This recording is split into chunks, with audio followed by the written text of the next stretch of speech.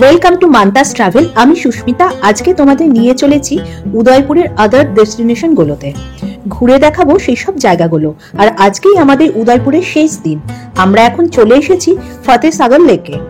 উদয়পুর সিরিজের first and second ব্লগে তোমাদের নিয়ে গিয়েছিলাম সিটি প্যালেস, পিচোলা লেক, সাহেলিও কি বাড়ি, মনসুন প্যালেস।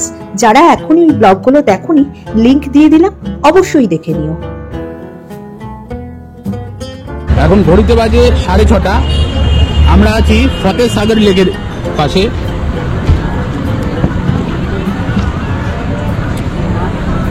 এই ফতেসাগর লেকটা নামকরণ হয়েছে মহারানা ফতেহ সিং এর নামে, যিনি উদয়পুর এবং মেওয়ারের রানা ছিলেন একজন। আশেপাশে প্রচুর দোকান, প্রচুর মানুষজন। লেকের জল কিন্তু যথেষ্ট পরিমাণে বেশি। এই পাশটা আগে একটু দেখিনি, তারপরে লেকের জায়গাটা আবার দেখাচ্ছি। এইখানে একটা পয়েন্ট আছে যেখান থেকে বোটিং শুরু হয় এবং এখানে 3টে আইল্যান্ড আছে, যে 3টে আইল্যান্ডে বোটে করে যাওয়া যায়। দূরে আরাবল্লী, অপূর্ব সুন্দর দেখতে লাগছে জায়গাটা।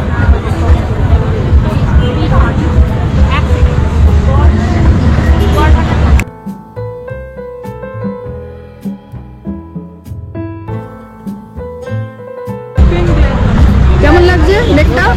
দারুণ লেকটার কিন্তু প্রচুর জল আছে লেকটাতে, এবং অ্যারাউন্ড 2.5 কিলোমিটার লম্বা, 1.6 কিলোমিটার চওড়া হচ্ছে এই লেকটা। এবং এটা কিন্তু একটা আর্টিফিশিয়াল লেক, এটা কিন্তু ন্যাচারাল লেক নয়। আর্টিফিশিয়াল লেক, বহু পুরনো লেক। উদয়পুর সিটি থেকে এটা 13 কিলোমিটার দূরে, ইস্ট সাইডে। কেমন লাগছে? দারুণ লাগছে। চারিদিকে আলো, দূরে পাহাড় দেখা যাচ্ছে, আর আলোটা জলের মধ্যে পড়ে রিফ্লেক্ট করছে।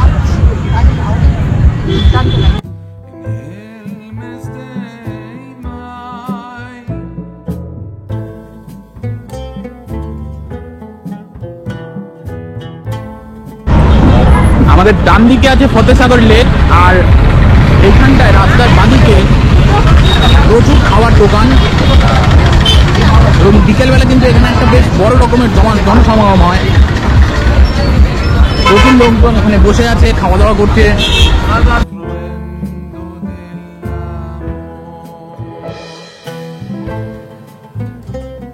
উল্টো দিকে লেক, খুব কনজেস্টেড জায়গাটা। এই যে পেছনে পাহাড়ের শ্রেণী, সূর্যাস্তের সময় এই জায়গাটা দেখাটা সবাই দেখুন।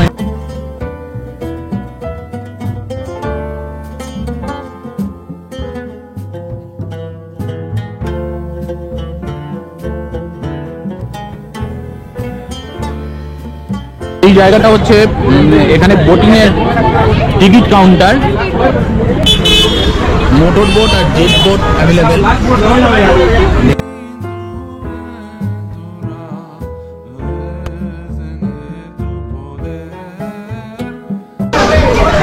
এইরকম নৌকা আছে।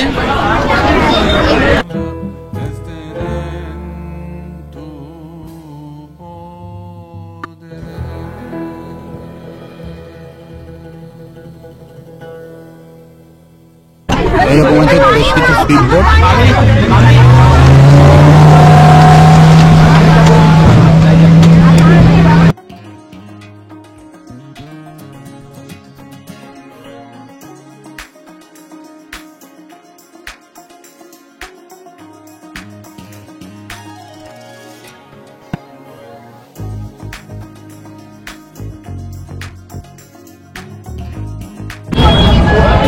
এখানে যে আইল্যান্ডগুলো আছে, সেই আইল্যান্ডগুলোতে কিন্তু এখন আর যাওয়া যায় না। আমরা জিজ্ঞেস করলাম, বললো যে আইল্যান্ডগুলো বন্ধ হয়ে গেছে, শুধুমাত্র বোটিংয়ের মজাটা নেওয়ার জন্য স্পিড বোটে চড়া যেতে পারে। 260 টাকা করে স্পিড বোটের ভাড়া।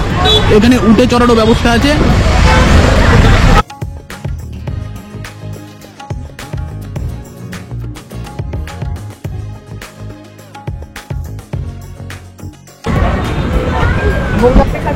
গোলগাপ্পে, পানিপুরি, ফুচকা, যাই বলি না কেন, এটা কিন্তু প্রত্যেকটা জায়গার একটা ডিফারেন্ট টেস্ট হয়। এটা আমরা সব জায়গায় গেলে টেস্ট করি। খুব ভালো। কেমন? ভালো। পুদিনা পাতা দেওয়া, পুদিনা পাতার জল। আমাদের কলকাতার থেকে একটু আলাদা। হ্যাঁ, কলকাতার থেকে একদমই আলাদা, কিন্তু এক একটা যেমন জায়গায় খাওয়া যায় না, এটা খুব ভালো।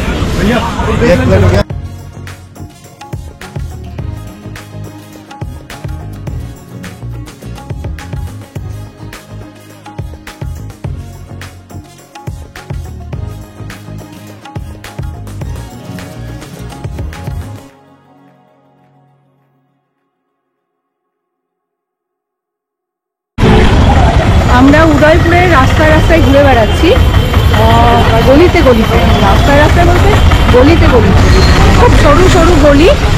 আচ্ছা, যেতে যেতে আমরা বাগরে হাভেলিতে যাচ্ছি, চলো আমাদের সাথে।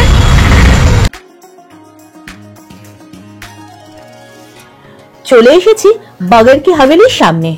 বাগর কি হাভেলি লেক পিচোলার গঙ্গোরি ঘাটের পাশে একটা হাভেলি।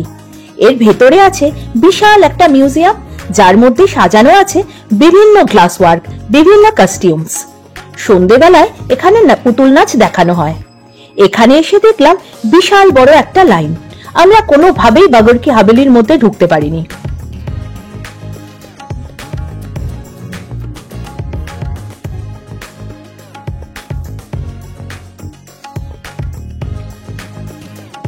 পাশেই লেক পিচোলা, চলো একবার লেক পিচোলার কাছে যাই।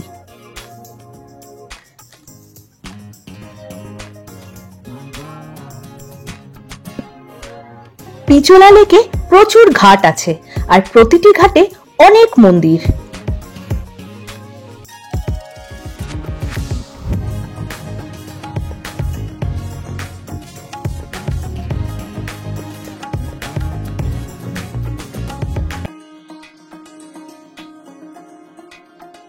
এখানে এই জায়গাটা বিদেশি পর্যটকদের কাছে খুব প্রিয় একটা জায়গা, এবং একই সাথে এখানে গড়ে উঠেছে পাফ রেস্টুরেন্ট কালচার, যেখানে অনেক জায়গাতেই লাইভ মিউজিক শোনা যায়।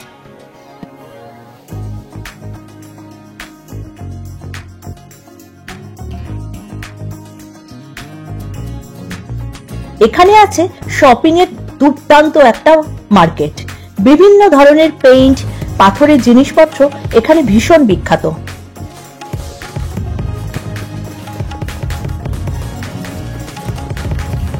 আমরা মার্কেটের মধ্যে দিয়ে ঘোরাফেরা করতে করতে পৌঁছে গেলাম জগদীশ মন্দিরে। এই মন্দির উদয়পুর প্যালেসের খুব কাছে।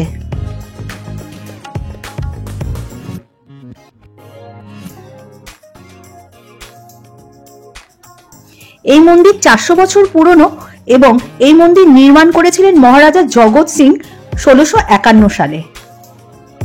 সেই সময় উদয়পুর মেবারের রাজধানী ছিল। মন্দিরের মেন যে মূর্তি, কালো পাথরের বানানো, ভগবান বিষ্ণুকে সমর্পণ করা হয়েছে।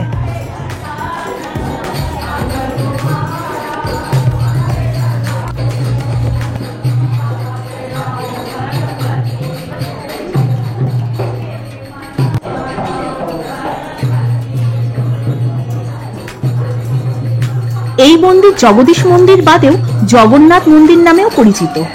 মন্দির কম্পাউন্ডের মধ্যে আরো অনেক মন্দির আছে ছোট বড়। জগদীশ টেম্পলে সারাদিনে 5 বার পুজো হয়। রথযাত্রার সময় এখানে ভগবান জগন্নাথের রথযাত্রা হয়। পুরো শহরে ভগবান জগন্নাথকে পালকিতে করে ভক্তদের কাঁধে করে ঘোরানো হয়। হোলির সময়ও এখানে ফাগ উৎসব হয়। শ্রাবণের পুরো মাসে ভগবান জগন্নাথকে দোলনায় ঝোলানো হয়।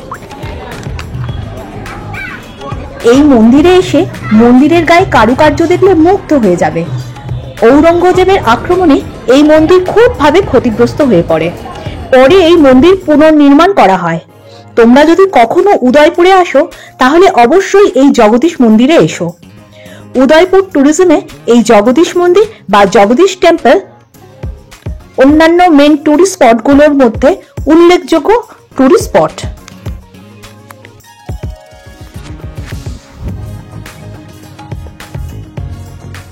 জগদীশ টেম্পলে ভগবান দর্শন করে এই মন্দিরের গায়ে কারুকার্য দেখে আমরা মুগ্ধ।